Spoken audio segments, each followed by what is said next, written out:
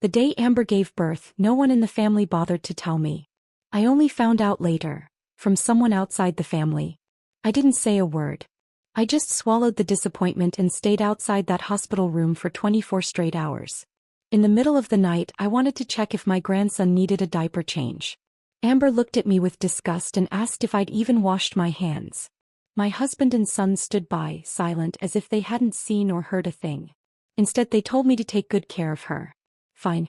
If none of them saw me as worth a shred of respect, then I had nothing left to hold on to. The next morning, I packed my bags and booked a trip. You're going on a trip right after Amber gave birth? Who's supposed to take care of her and the baby? Have you completely lost your mind? Mom, what were you thinking? Amber's still recovering, and this is when she needs you most. She's going to hate you for the rest of her life. I looked at Frank and Jason, both glaring at me like I'd committed some unforgivable crime. All I felt was a deep, aching emptiness. I married Frank when I was 20, had Jason at 21, and for the past 30 years, I've run this household like a tireless machine. Cleaning, cooking, organizing, sacrificing. And yet all my efforts have been taken for granted, treated like background noise in their lives. I turned to Jason and asked, aside from being the one who cooks your meals and scrubs your laundry like a live-in maid, have you ever once acknowledged me as your mother to anyone? I tried to change your baby's diaper, and Amber made me put on disposable gloves first. Do you really think I'm that filthy? I've been the one looking after your newborn around the clock for over 20 days. Has anyone in this house ever asked if I'm tired? And the moment I leave for one single day, you hire 2 full-time nannies to help Cynthia take care of the baby? Cynthia spent barely a day here and you're already worried about her being exhausted? Jason avoided my gaze, his voice weak and defensive. Mom, can you not be so sensitive? Amber's already unhappy with you. Everyone knows postpartum care is the priority here. I'm your only son. Aren't you afraid I might stop taking care of you in the future? What a joke. So this was my son, the boy I raised with everything I had. Married less than 6 months and he's already thinking about cutting me off. I let out a laugh. Then just take care of Cynthia when she's getting old and leave me alone. I'll just check myself into a nursing home. Jason, frustrated that I wasn't backing down, turned to Frank and snapped, Dad, say something. Cynthia's been taking care of Amber every day and she's exhausted. Frank's face darkened. Helen, what do you want from us? Are you trying to tear this whole family apart? Oh, come on, I said, my voice calm but cutting. That's a bit dramatic, don't you think? Tell me, who even told me Amber was in labor? Who asked me when you booked a $15,000 postpartum suite? I'm your wife. I'm your mother. I pointed at both of them, my voice trembling with rage. But to either of you, have I ever really been seen as a living person? The day Amber gave birth, I heard it from someone else, not from you. And still I didn't complain. I even stayed up late making soup to bring to her. But your wife said I was nothing more than the housemaid. Said I was filthy. Then she poured the soup I made straight into the trash. When she humiliated me like that, both of you just stood there like statues. Not one word from either of you.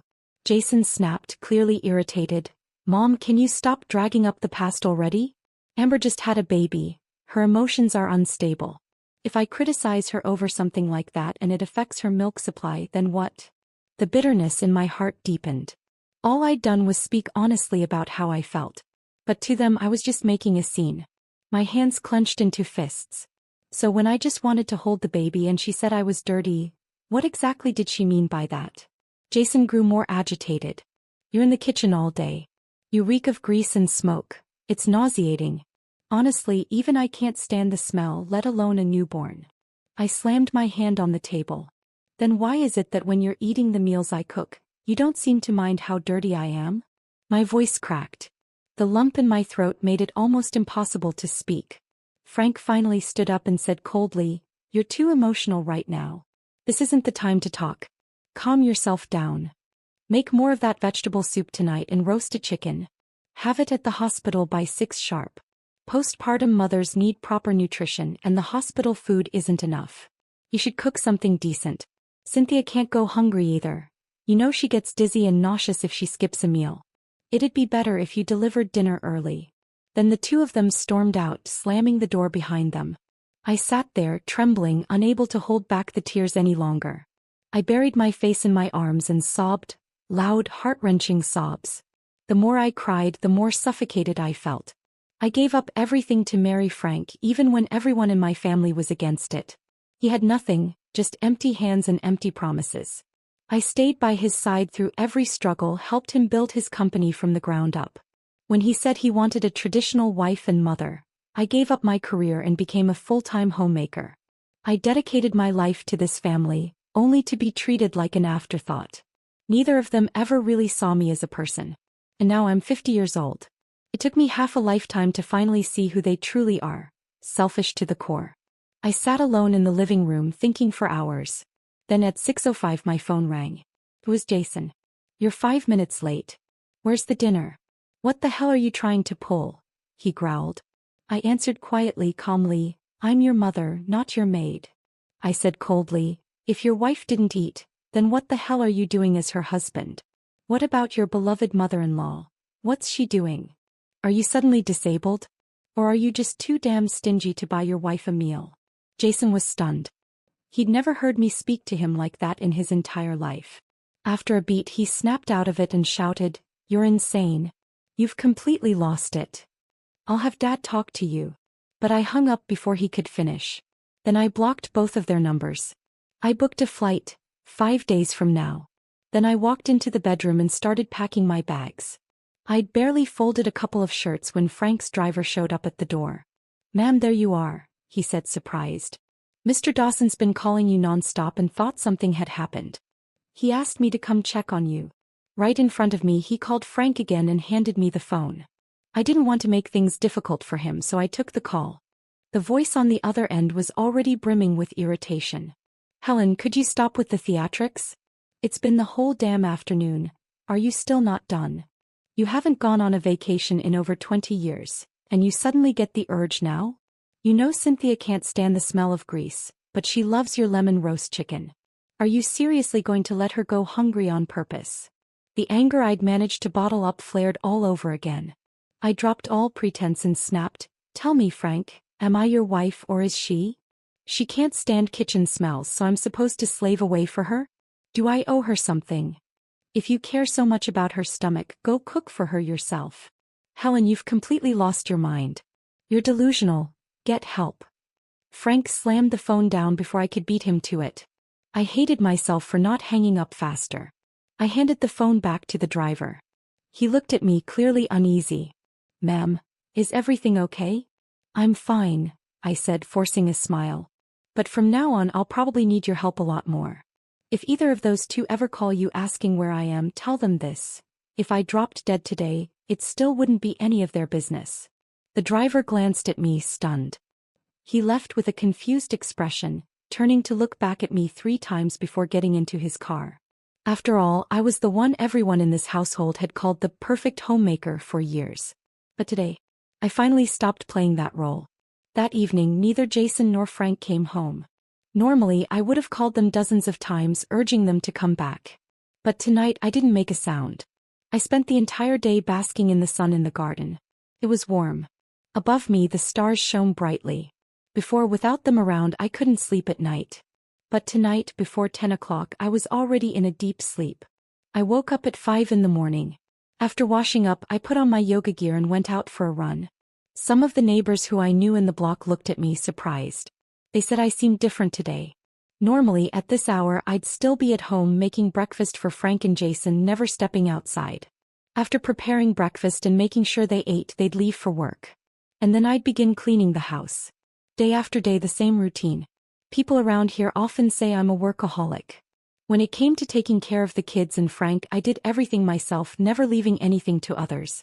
Frank's business partners often told him that their wives should learn from me. Frank, on the other hand, would always frown and say I had no other talents, that I couldn't compare to others. He forgot that, in the early days of his business, I was the one who stood by him, helping him negotiate deals. But today I was different. This morning I ran for 40 minutes in the neighborhood, sweating profusely. When I got home, I took a hot shower and prepared myself a nice breakfast. I sat in the garden, enjoying the view, listening to music and savoring my peaceful time. But when I opened my phone and saw the new photo Cynthia had posted on social media, I almost got a heart attack. In the photo, Frank, who'd never so much as touched a frying pan, was in the kitchen cooking. One picture showed last night's dinner, a lavish meal he'd prepared himself, made with the freshest ingredients. Another showed him this morning, carefully brewing coffee for Cynthia. I stared at the comments beneath the post, every single one praising Frank, showering him with admiration and likes. I hesitated for a moment, then typed a comment. Married over 20 years, and this is the first time I've learned my husband has a culinary certificate. What a shame, I've never had the privilege of tasting Frank's cooking. Not long after, Frank stormed through the front door, slamming it shut behind him. Helen, what the hell are you trying to do? I calmly set down my coffee and looked at him. That's a question I should be asking you. Frank ripped off his tie and threw it hard onto the floor. We've been together for 30 years. What do you have to be jealous about? You didn't want to cook for Cynthia, so I did. Why are you acting crazy about it? Cynthia's crying now thanks to you. Crying? I let out a quiet laugh. What exactly did I say that wasn't true? Helen. He flipped the table. My breakfast scattered across the floor, a mess of eggs, toast and coffee, lying there like discarded scraps. In that moment it struck me, this was exactly how Frank saw me. Just like that breakfast. Disposable, unimportant, easily tossed aside. I looked up at him, calm and silent. Frank must have realized he'd gone too far. He avoided my gaze, muttering, "Stop making a scene. Everything I'm doing is for our son, for this family." I didn't say a word. That silence only made him angrier. Helen used to be so gentle. We've been married for 3 decades and everyone says you've been the perfect wife, the rock behind this family. So why are you falling apart now, just when Amber needs us most? My quiet seemed to rattle him more than yelling ever could. He continued, "Forget about that trip. I'll hire 2 more nannies to help with Amber and Cynthia. You just stay home and cool off. When Amber's discharged, she'll be coming home. She wants your cooking, so you'll move in to take care of her." Jason wrote up a list of dietary guidelines for postpartum care. He's sending it to your phone. Memorize it. On his way out, Frank bent down and picked up his tie. He smoothed it out and carefully folded it, slipping it into his jacket pocket. Jewel blue with diagonal white stripes. His least favorite color. And yet today he folded it with care, as if it were something valuable. That's when my phone buzzed. A message from Jason. "Mom, Dad probably already talked to you, right? Here's a list of things to keep in mind. Amber and her mom Cynthia have been pampered their whole lives. They've never done housework. So when you're cooking, make sure you ask what they want to eat. Amber prefers light, mild flavors, but Cynthia likes spicy dishes. Amber and the baby's clothes should be washed by hand. Cynthia's can go in the machine." Jason sent me over 30 messages in one breath. He remembered every tiny preference his wife and mother-in-law had. But he never remembered my birthday. I replied, "Well, today I finally learned you had so much to say to me. Funny, until now you've never spoken more than 3 sentences to me unless I asked first." Jason didn't even catch the sarcasm. He just kept giving instructions. "Mom, next Tuesday is Amber's discharge day. She's been craving chicken soup. You should get the ingredients ready in advance. Oh, and just a heads up, Amber's been moody lately since the delivery. If she complains about not wanting your food again, just cook it early and leave it on the table before she sees you. If you're not around, she'll probably eat it." I let out a soft, bitter laugh. I didn't respond. Because I knew something Jason didn't. Next Tuesday was the day I'd be leaving for my trip. Frank had told me to take some time to cool off, but interestingly he never reached out again. The man who rarely ever came home on time now clocked in and out of work like a model employee. He spent every evening at Jason's house showing off his newfound culinary passion, playing the role of doting father and husband-to-be to Cynthia.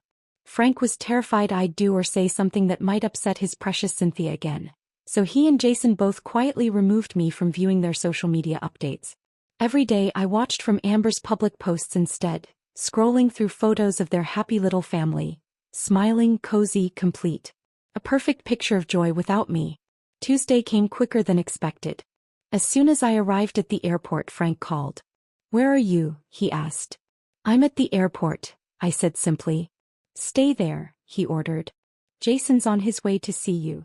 I'd almost got to the security checking point when I saw Jason walking toward me, pushing my mother in a wheelchair. "Grandma," he said dramatically, Please talk some sense into my mom. Something's clearly wrong with her. She picked the worst possible time to go on vacation. Jason, your grandmother's heart condition isn't well. Why are you tormenting her like this? I quickly run through the security checking line, and couldn't help but slap Jason across the face. He stared at me in shock. I had raised him for 22 years and had never once hit him. But not for a second did I regret it. Mom. Jason stammered. I choked up. My mother waved her hand at me. Sweetheart, I know you're upset. Go wherever you want. Don't worry about us. Take your time to feel better, and if you decide to divorce, your father and I will support you. Grandma. Jason screamed. My mother struck him on the other side of his face. This slap is for your mom, she said. How could I have raised such an ungrateful brat like you? Hearing this, I felt like I had no more ties holding me back. With resolve, I walked straight toward the gates. Jason's calls echoed behind me, but I didn't respond. Under the same roof, Frank, who hadn't spoken more than 10 words to me in 10 days, sent me a long message. Helen, you said you needed space, but is this really how you're handling things? Why wasn't the house cleaned before Amber came home today? Why wasn't there any food? How could you leave for a vacation now? Why didn't you follow the instructions Jason sent you? Were my words just background noise to you? I've been working my ass off outside earning money and you can't even handle the simple stuff at home. What use are you to me? And you know my mom's been struggling with her health, needing care. You've been responsible for this for 10 years. Now you suddenly decide to drop it. Where do you expect me to find someone else to take over? Clearly not satisfied with just texting, Frank called me, unleashing his anger. I replied, didn't you always think Cynthia would be the perfect wife? Let her take care of your mom. I've been taking care of you and this family for 30 years, and you've treated me like I'm invisible. Now that your maid is gone, you're in a panic. But let me make it clear, I am not your servant. When I hung up the phone, I felt a strange calm wash over me. I knew I was about to begin my own journey, and I wasn't going to let these people disrupt my peace. There were 2 places I had always wanted to visit in my life: a coastal town in Maine and a ranch in Montana. I'd heard the Montana plains were the most beautiful just before autumn, so I booked a vacation there, wanting to relax while the weather was still warm. I hired a local private guide to take me through the ranches and small towns, giving me a taste of the Western lifestyle and local cuisine. The air was so clean it felt like it had just been washed, and the sky stretched endlessly as though it could pull your heart wide open. Every night I went to bed at 10, falling into a deep, uninterrupted sleep until 7 the next morning. I had never slept so soundly before. This slow, peaceful life was exactly what I'd longed for when I was younger. The past 30 years of my life had been consumed by the kitchen, laundry room, household duties, and endless mundane tasks. Now every day I visited 1 or 2 sightseeing spots and spent the rest of my time horseback riding and walking on the ranch. At night I sat on the grass, gazing at the stars, feeling as though I had returned to my childhood. Meanwhile, Cynthia wasn't exactly idle. She posted again on social media, subtly hinting at me. Some people really have it made: husband who loves them, a son who's dutiful, and Amber's mother-in-law just goes on vacation right after Amber gives birth. When will I ever have the freedom like Cynthia? I couldn't help myself. I commented, Cynthia, you really have a high opinion of me. I've raised my son for over 20 years and he remembers every little thing about you, but can never remember my birthday. I've been married to my husband for decades and I didn't even know he could cook. Looks like you two are doing well. Cynthia immediately replied, what do you mean by that? Jason treats me well because of our daughter. Lately your husband has been working so hard, going between the company, the hospital, and Amber's place. He hasn't had a moment to rest. I didn't reply, but soon after Frank called. Helen, what exactly are you doing? Cynthia and I are clean. Delete that comment. I felt my temples throb. All those rumors about Frank that I had ignored over the years resurfaced in my mind. Frank was good-looking, a classic rugged American face with a body that stayed fit over the years, never gaining weight. It was his appearance that had drawn me to him in the first place. After marriage there had been whispers. People said they saw him out with other women, traveling together, speaking intimately. But at home he always acted the devoted family man, participating in every household task, rarely staying out late. So I never took those rumors to heart. But on the night Jason got engaged, I happened to overhear a conversation between relatives in the next room. Frank's been having an affair with Cynthia for years. After getting bored with her, he introduced Cynthia's daughter to his son, keeping Cynthia close this way. My God, he's disgusting. Someone else warned, keep it down, don't let Helen hear. But the words had already cut deep, embedding themselves in my heart. In that moment, everything I had refused to think about over the years clicked into place. My instincts told me those rumors weren't just baseless gossip. On the 8th day of my trip, Frank's assistant called, asking when I'd be coming home. I lazily said, I'll return when I feel like it. Before long, Jason called, shouting at me right away, Mom, it's been 8 days. How much longer are you going to stay? Have you had enough fun? The baby's crying every day and Amber and Cynthia can't take care of him. The nanny's food is awful. I've begged you. Come home now. I hung up without a second thought. On the 10th day, Frank called again, his voice as calm as if he were discussing business. Helen, do you even care about our marriage anymore? Without hesitation, I asked, when did you and Cynthia start? There was a brief silence on the other end before he erupted. Have you lost your mind? You're just making trouble. I didn't press further. I already knew the answer. He tried to control his rage, listing his so-called conditions for keeping our marriage intact. If you want to continue this marriage, he said, you must do the following. First, take care of my daily needs, including meals and living arrangements with no complaints. Second, don't expect any affection from me. Unless it's a social event, stay out of my way at home unless I call for you. Third, be very careful with everything you do and say. Don't expect me to be kind and gentle. When I want something, you must act immediately. Fourth, don't do anything in front of others, especially Amber, that might damage my reputation. After he finished, he looked down at me as if he were giving me a chance. He thought I was still the same submissive housewife who wouldn't dare divorce him. He was wrong. I wasn't that woman anymore. As for me, I spent my days traveling, reconnecting with old friends, and meeting with one of the top divorce lawyers in town. On the 20th day of my trip, I received a call from Tina, Frank's sister. Helen, when are you coming back? Mom's been making a scene every day, yelling at night, refusing to eat. We're all losing our minds. They'd been taking care of her for just over 20 days and they were ready to crack. But I had cared for her for 10 years. They always felt it was my duty to care for her. After all, I didn't have anything else to do, so I might as well do something meaningful to pass the time. I responded directly, Tina, your mom is your responsibility, not mine. Doesn't your brother always say Cynthia is the perfect woman for him? Why doesn't he let her take care of your mom? To my surprise, Tina didn't argue with me. Instead, she went straight to her brother. The siblings fought fiercely over Cynthia. Later, she called me again and her tone was completely different. Helen, I'm sorry for what I said earlier. Frank's a bastard. He actually yelled at me over that woman, even threatened to hit me. He said you're just the servant we hired to take care of the house, and that woman is the princess he's spoiling. If you don't come back soon, he really will divorce you. Helen, don't go back. Let him see the true face of that woman. Her attitude surprised me. Tina had never been kind to me before, always picking at me for something. But whatever the reason, I was grateful for her support as long as she didn't cause any more trouble. On the 30th day of my trip, just as I was preparing to board my return flight, Frank's assistant called. Mrs. Dawson, Mr. Dawson asked me to inform you. If you don't return home within the next 2 days, you'll be receiving a formal divorce notice from his attorney. I responded calmly, perfect. My attorney has already sent his notice. Tell him to check his mailbox. When the plane landed, I didn't go back to Frank's mansion. Instead, I headed straight to the old house my parents had left me. Compared to that sprawling estate of thousands of square feet, this place was modest. Smaller, quieter. But it was mine.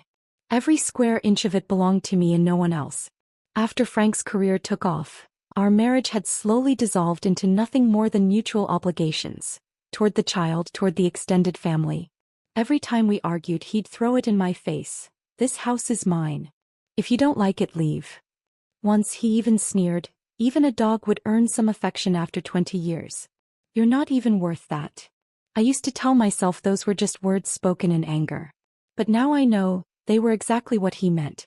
This house, my parents' early investment, was something I'd always kept as a backup.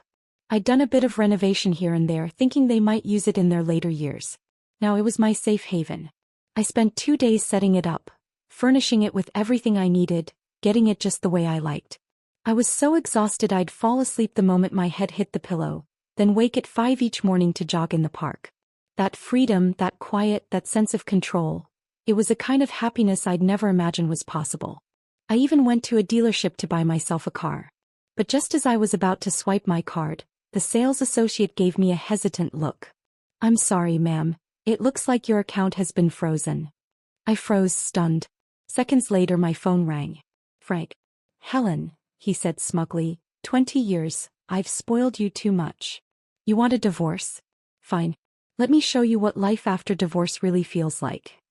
His voice oozed with spiteful satisfaction and it sent a chill down my spine. 20 years of domestic life had dulled my edges, worn down my instincts. But now I was wide awake. I called my best friend Susan and asked her to wire me $50,000, just in case. She was fuming on the other end of the line. Men. Every damn one of them turns into a bastard the second they get some money. They forget who stood by them when they had nothing. I knew something was off when Jason got married. Frank was practically falling over himself to please Cynthia. I knew he was up to no good. And now we know, they've been sneaking around all along. Frank just assumed you'd never leave him. That even if you found out, you'd choose to stay and play dumb. I sighed. I guess I was too weak for too long. Susan's voice softened. "Honey, don't beat yourself up. I've already scheduled a meeting for you with the best divorce attorney in the city. Don't worry about the money, I've got it covered. You just focus on taking care of yourself." I also told my parents everything. They didn't scold me. They didn't ask why I hadn't left sooner. All my father said was, "Don't be afraid. If you've made up your mind, then don't look back. Just keep going." That day I went to the hospital to visit Frank's mother, Diana. Just as I turned into the hallway near her room, I saw Frank and Cynthia walking out together. "Frank, your mom's mattress is too firm. It's giving her pressure sores," Cynthia said, tugging off her gloves as she spoke. "I just treated them a little, but you really need to tell the caregiver to be more attentive. She's too old to handle this kind of discomfort." Frank looked touched, gently holding her wrist. "You've been amazing. Really. If Helen doesn't come back soon, I'll make sure she sees everything you've been doing." Cynthia gave him a soft smile. "Helen's not had it easy either. I've already told Amber not to be too hard on her." Frank's face instantly hardened. "Don't mention her to me. Only you and Amber have the heart to be kind. Anyone else would have given up on her long ago. She's just spoiled because I indulged her too much." I stood around the corner, the chill in my chest spreading deeper by the second. Then, as if nothing had happened, I heard Frank say casually, "Anyway, let's not talk about unpleasant things. Here's a check for $20,000. Pick out something nice for Amber and yourself. You've worked hard lately." I nearly laughed aloud. So that's how he valued us. I took care of him, our son, his mother, for years. He'd give me no more than $3,000 a month as spending money, while still expecting me to run errands for his aging mother. And Cynthia?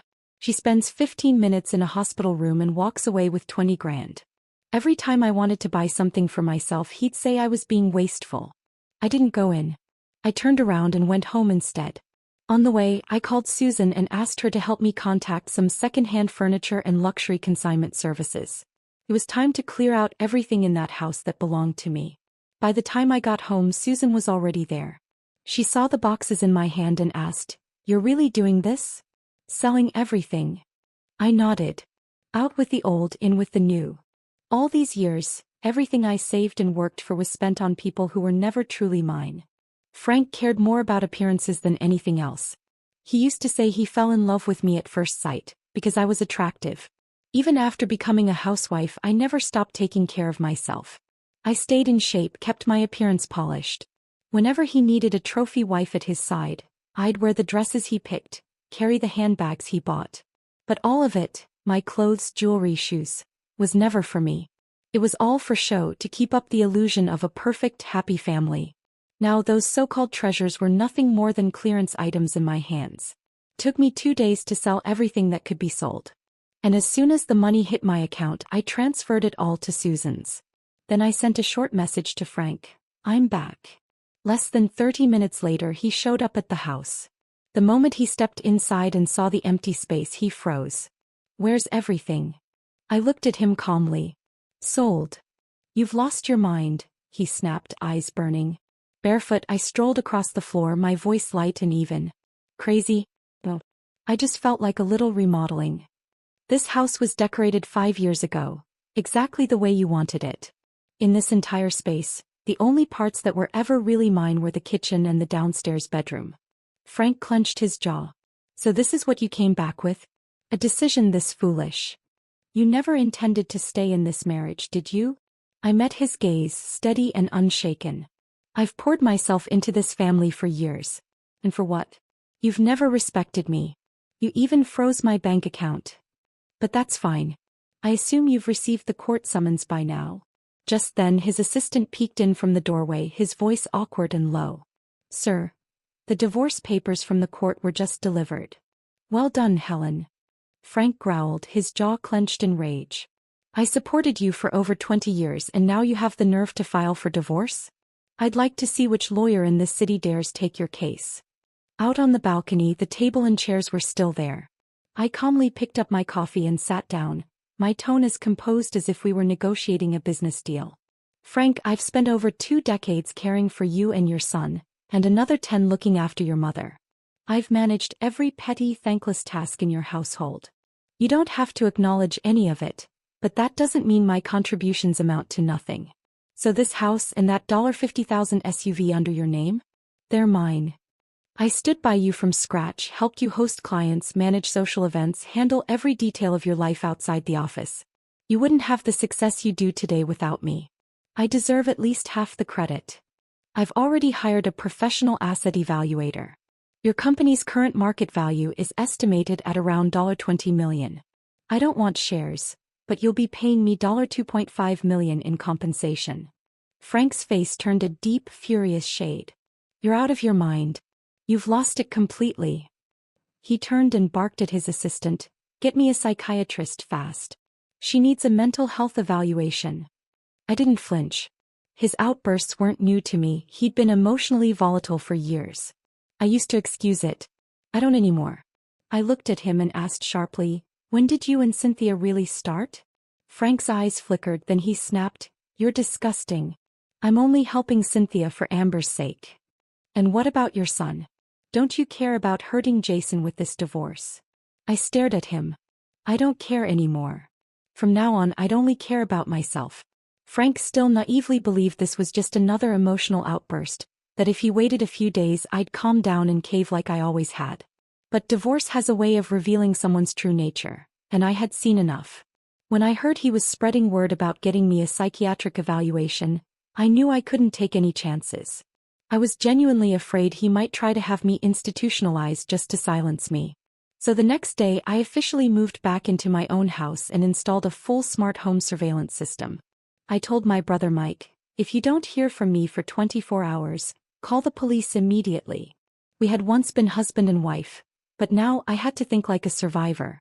The court hearing was set for 2 months later. I told Frank clearly, he should accept reality and agree to my terms. That way we could part with dignity. He didn't reply. But Jason was the first to retaliate. He went straight to my mother and erupted in a tantrum. Grandma, how does she even have the nerve to come back? Amber just gave birth and she went off on vacation for a month. She didn't even come visit. And now she wants to divorce my dad? She wants to take over $2 million. Everything in that house is because of my dad's hard work. She spends his money every month and now wants part of his assets? What else does she even know how to do besides cooking and laundry? She's nothing but a glorified maid. She contributes nothing. And now she's hiding from me. Well, you can tell her I won't let her take a single dime from our family. If she crawls back home and resumes her duties, maybe I'll consider giving her a small allowance. He hadn't even finished when Mike stepped in and kicked him straight to the ground. You ungrateful little bastard. Mike roared. How dare you insult your mother like that? After everything she's done for you, this is how you repay her? My 6-foot-tall son stumbled, caught off guard, hitting the floor. He tried to put on a tough face but didn't dare fight back. She chose that life. I never forced her, he muttered defiantly. Bullshit. Mike snapped, boiling with rage. Listen to me, you only matter to this family because of your mother. Without her you're nothing. Not even worth a damn. Get the hell out. Jason scrambled to his feet, face flushed and humiliated. As he reached the door he saw me standing there. His expression changed instantly, he shifted from arrogance to pitiful dramatics in seconds. Mom. Uncle hit me. He should have hit you harder. Jason stared at me, clearly confused by my words, until another slap landed across his face. This time I used every ounce of strength I had. He staggered back, stunned, clutching his cheek. Mom, you actually hit me? I looked him square in the eye, my voice cold and steady. That's what you owed me. And from this day on I'm severing all ties with you. I am no longer your mother. Jason's face contorted in fury. He pointed a trembling finger at me. Fine. You'll regret this. In his mind, my so-called regret would probably come the moment Frank agreed to divorce me. But he had no idea. I'd never feared this moment. Not for a second. Outside the courthouse, Frank stood looking at me with a conflicted expression. Helen, how did we end up like this? If you felt the allowance I gave you wasn't enough, I can increase it. If housework's too tiring, we'll hire help. You can use my driver whenever you want. I didn't respond. I just stared at him with a mocking smile. His brows tightened. Are you really that set on leaving? I looked at him, my voice quiet but sharp. Did you and Cynthia meet 5 years ago? His eyes flickered just for a moment. I turned and started walking up the courthouse steps. Behind me he tried again. Fine. I admit we met 5 years ago. But there was nothing improper. You don't trust me, can't you at least trust Amber's father? Men never tell the whole truth. And I knew exactly who held power in Cynthia's family. Her father was a mild-mannered, indecisive man. Someone who would rather pretend to be deaf than confront the truth. The divorce process was surprisingly smooth, almost suspiciously so. But I wasn't about to question a clean break. As I walked out of the courthouse and approached the waiting taxi, Jason jumped out of Frank's car, his voice dripping with contempt. Wow, Mom. You really did it. A housewife divorcing a man like my dad? Let's see how long you last out there on your own. Shut your mouth. Frank snapped, his voice louder and angrier than I'd ever heard. Jason froze, stunned, staring at his father like he was seeing him for the first time.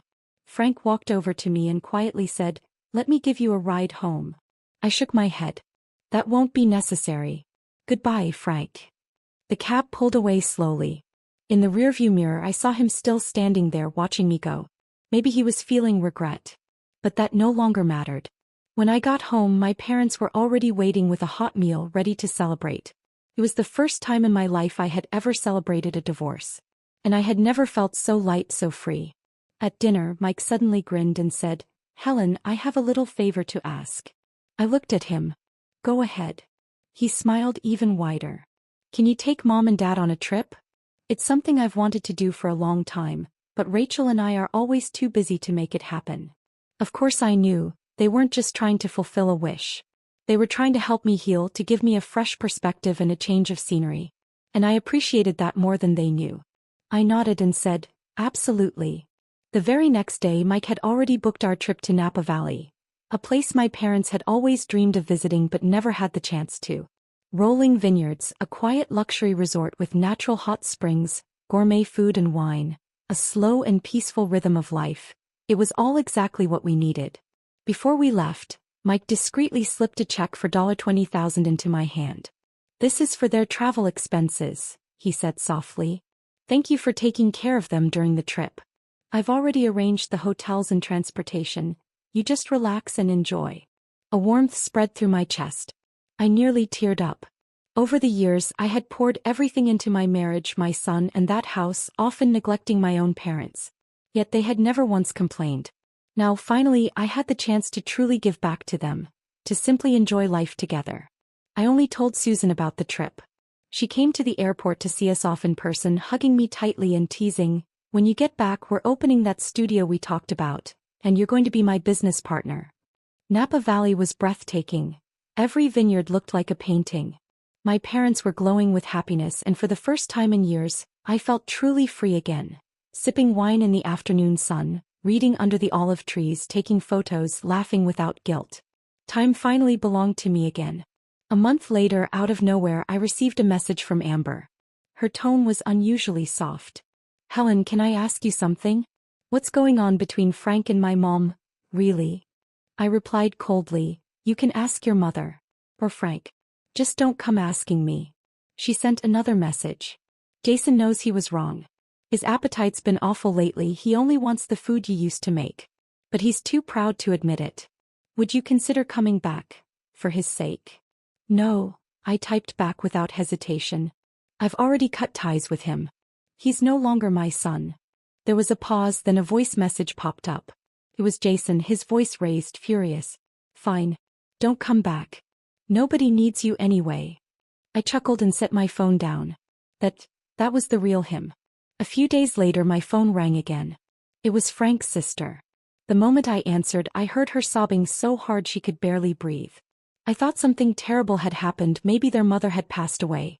But Tina called to tell me that her mother was still alive, though she and Frank were both nearly at their breaking points. Her symptoms of dementia were worsening, soiling herself, wandering aimlessly, shouting at night. It had become a constant struggle. He sent me a photo of Frank. He looked completely different, haggard and exhausted, unlike the last time I saw him. "Helen," Tina said through her tears, "my brother admits he's at fault. He asked me to apologize for him. You've always been the backbone of our family. Without you, everything would have fallen apart. Please come back. We need you." I looked out at the distant hills, my voice calm but firm. "I cared for you all for 10 years. You've only been looking after your mom for a few days and you can't handle it? Did anyone ever think about how I felt? This company was built by me and your brother. He's been giving me $3,000 a month for expenses, and yet your whole family always says he's been supporting me. When Cynthia visited your mom in the hospital, Frank gave her a check for $20,000. Do you know how much Frank has spent on other women over the years? You can ask anyone else, but don't come to me." For Frank's sake, I had never spoken about the years of suffering I'd endured. But now I realized that if I didn't speak up, no one would ever know how much I had sacrificed for this marriage. Even after the divorce, I had to make them understand. The least they could give me was guilt. I ended the call right then. During the summer, Mike's family got some time off and decided to join us on vacation. We went hiking through the mountains, enjoying the warm sunshine and the peaceful nature around us. Meanwhile, Frank and Jason's lives had turned into utter chaos.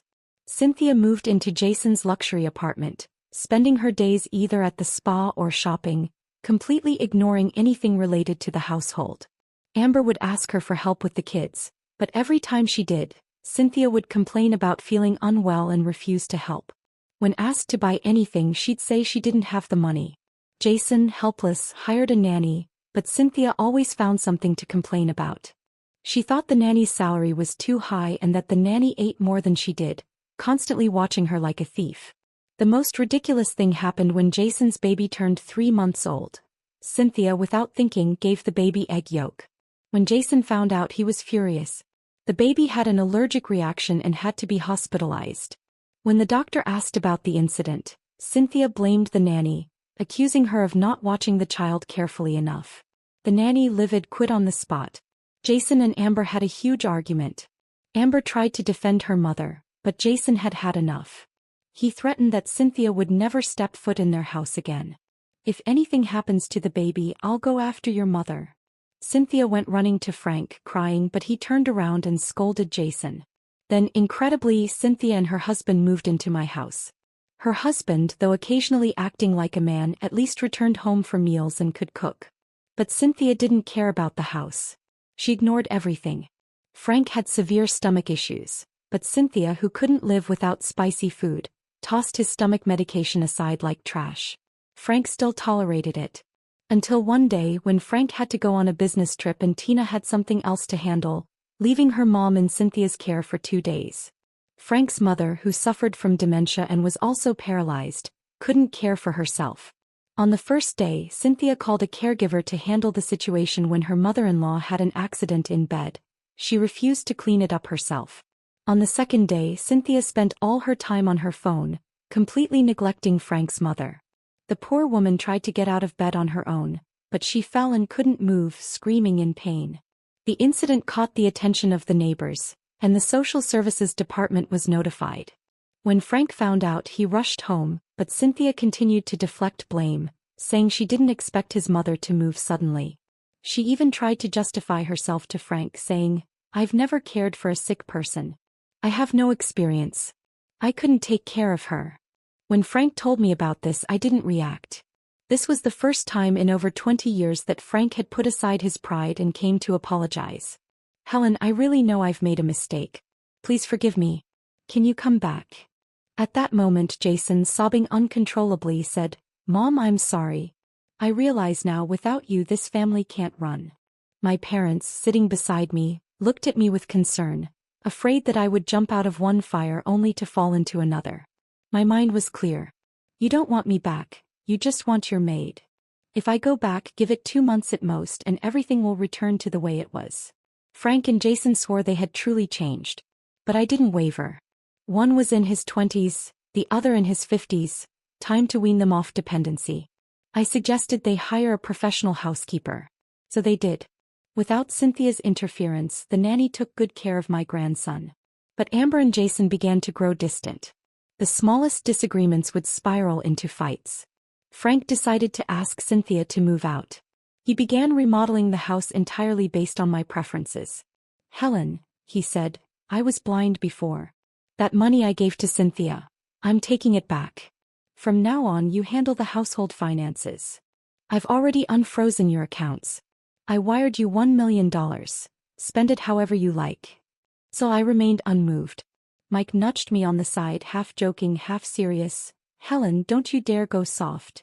I had already given the best 20 years of my life to that household. Whatever time I had left, I was going to make it mine. Bold, vivid, uncompromising. Marriage? Once is enough to learn your lesson." I had no intention of jumping back into that fire. My parents saw how firm I was and they were finally at ease. Our time away had been beautiful, but it was time to head home. Frank and Jason somehow found out our flight details. They showed up at the airport in suits, holding bouquets, trying to put on their best act. Jason ran up to me, teary-eyed, and hugged me tight. "Mom, I'm sorry. I really mean it this time. You did everything for me and I just took it for granted." Frank followed with a low voice. "If you've come home, then come home for real. From now on, you make the rules." I took the flowers, but I didn't go with them. Jason, confused, asked, "Mom, we've both apologized. It's been over half a year since you started this whole drama. How long do you plan to keep it going?" And just like that, there it was. The mask slipping off. That was the real him. Thankfully, I'd never placed my hopes on their apologies. I tossed the flowers into the trash and pushed my parents toward Susan's car. Mike turned to Jason. "You idiot.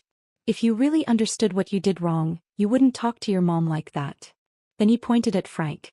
"And you, thinking she's just gonna come back to cook and clean for you again? Dream on. Don't forget, we only ever tolerated you two because of Helen." Frank and Jason didn't get their wish. Later, I heard they both lost their tempers on the ride home. And then not long after, Cynthia showed up at Jason's place. She casually helped herself to Amber's designer dresses and outfits.